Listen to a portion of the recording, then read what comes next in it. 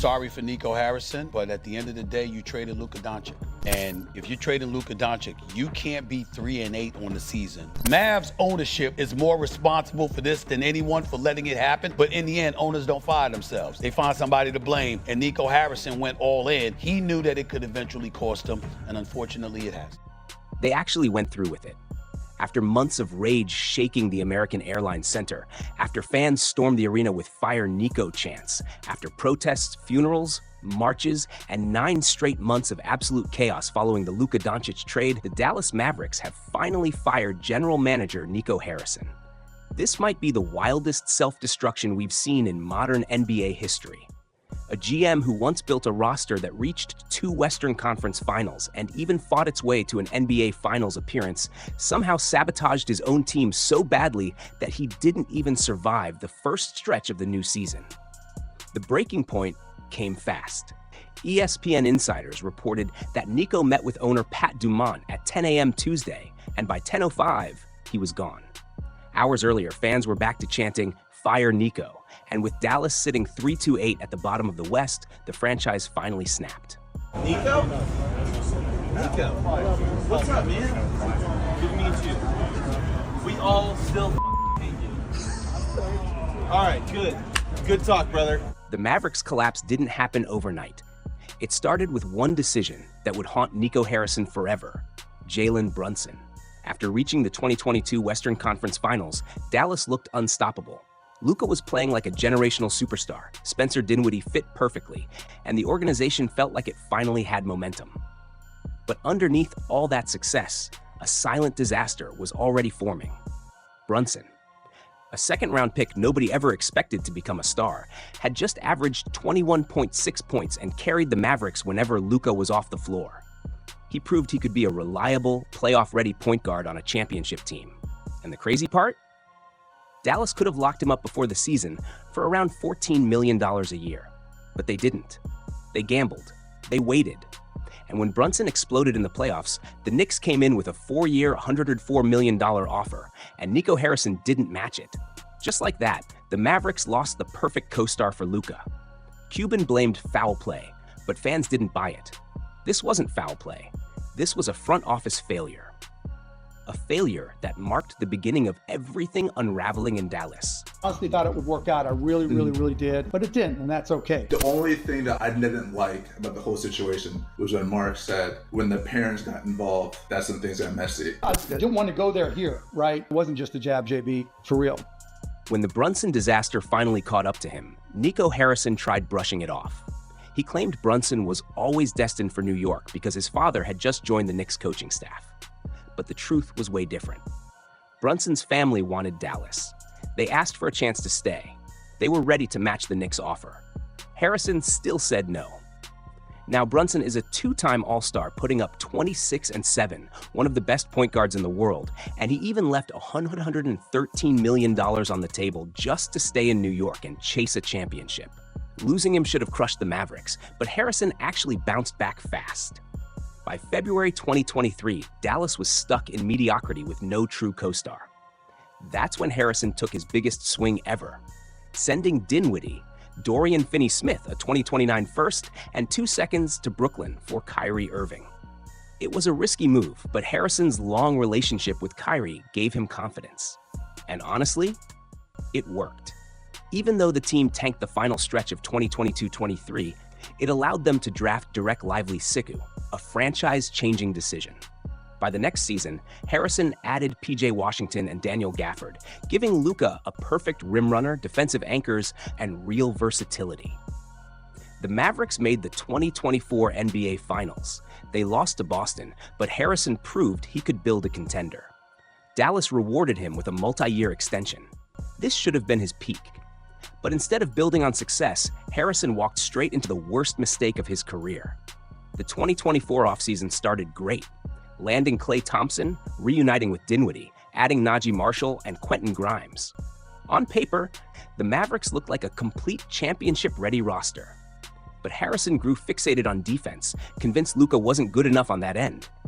And that obsession pushed him toward the trade that ultimately destroyed everything. Bestie.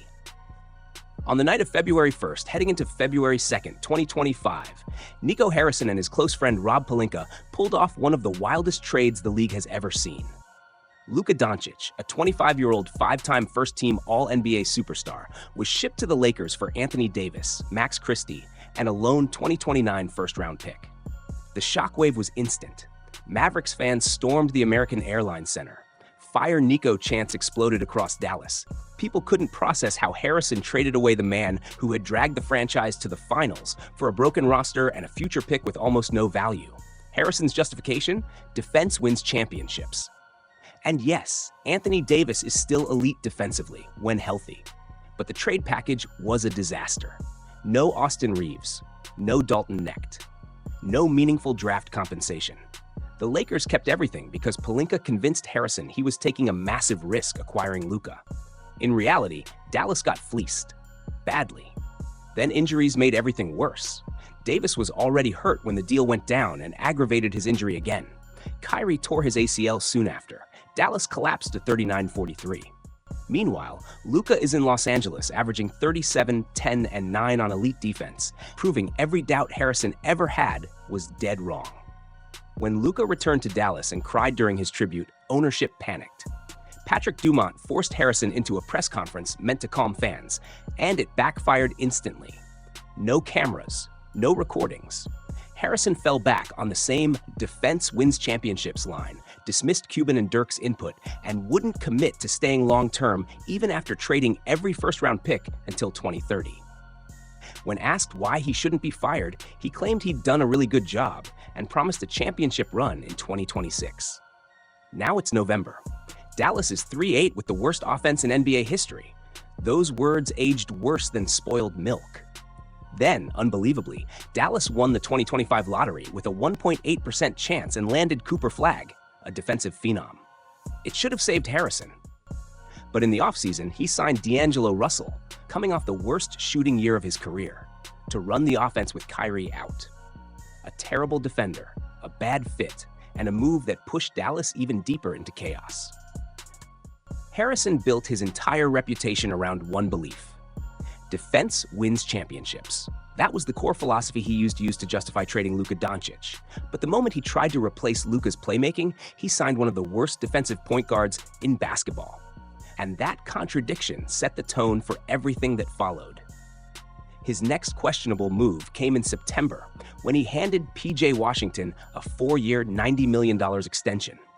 Washington had been important during the 2024 finals run, but this season he's shooting just 28% from three with a negative plus-minus.